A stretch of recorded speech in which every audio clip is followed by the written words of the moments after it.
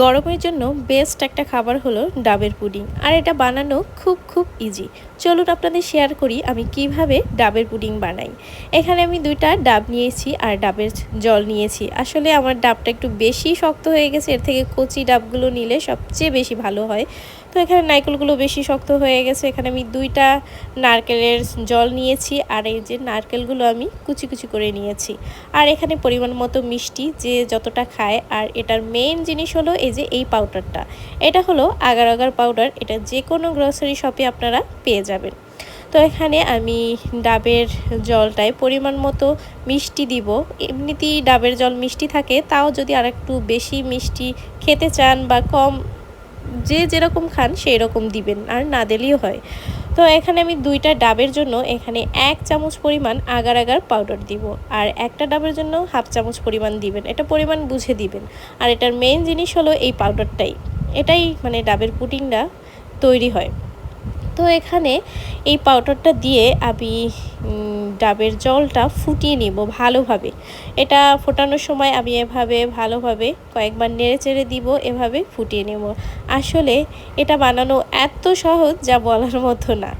দেখলে মনে হয় যে এটা বানানো অনেক কঠিন। আমি প্রথমে তো ভাবতাম এটা কিভাবে বানাই, কিন্তু প্রথমবার যখন বানালাম তারপর এত ইজি লাগে, আমি এখন এটা প্রায়শই বানাই। আর গরমে তো আমি এটা প্রায় বানাবো এখন। আমার বাচ্চাও এটা খুব পছন্দ করে। এই যে এখানে ডাবের জলটা ভালোভাবে ফুটিয়ে নিচ্ছি, আর আমি নেড়ে দিচ্ছি যাতে নিচের চিনিটা গলে যায় ভালোভাবে, এজন্য বারবার নেড়ে দিচ্ছি। আসলে ডাবের পুডিং অনেকেই পছন্দ করে, কিন্তু ঝামেলা বানানো বা কিভাবে বানায় এটা ভেবে অনেকেই বানাতে চায় না বা পারে না। তো আপনারা খুব সহজেই এটা বানাতে পারেন।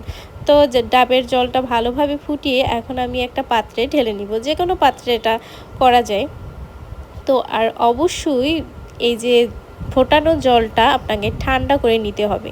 ঠান্ডা করার পর উপর থেকে এই যে ডাব কুচি কুচি করে রাখা এগুলো দিয়ে দেব। কচি ডাব হলে সবচেয়ে বেশি ভালো হয়। আমি আবারও বলতেছি, আমার এটা ডাব না, নারকেল আর কি যা ছিল আমার হাতের কাছে ওটা দিয়েই বানাচ্ছি। তো কচিটা হলে সবচেয়ে বেশি ভালো হয়।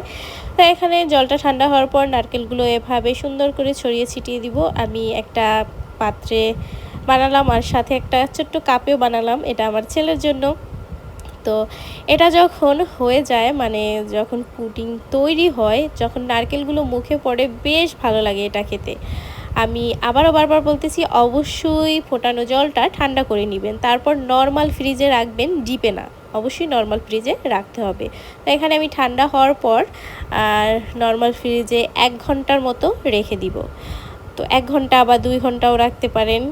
আমার কাছে অতটা সময় ছিল না, কারণ বাচ্চা খাওয়ার জন্য বায়না করতেছিল। আমি এর জন্য 1 ঘন্টা পরে এখন ফ্রিজ থেকে বের করব। এই যে আমার মজাদার ডাবের পুডিং তৈরি। গরমে এটা খেলে একেবারে প্রাণ ঠান্ডা হয়ে যায়। আপনারা অবশ্যই বাসায় একবার ট্রাই করে দেখবেন।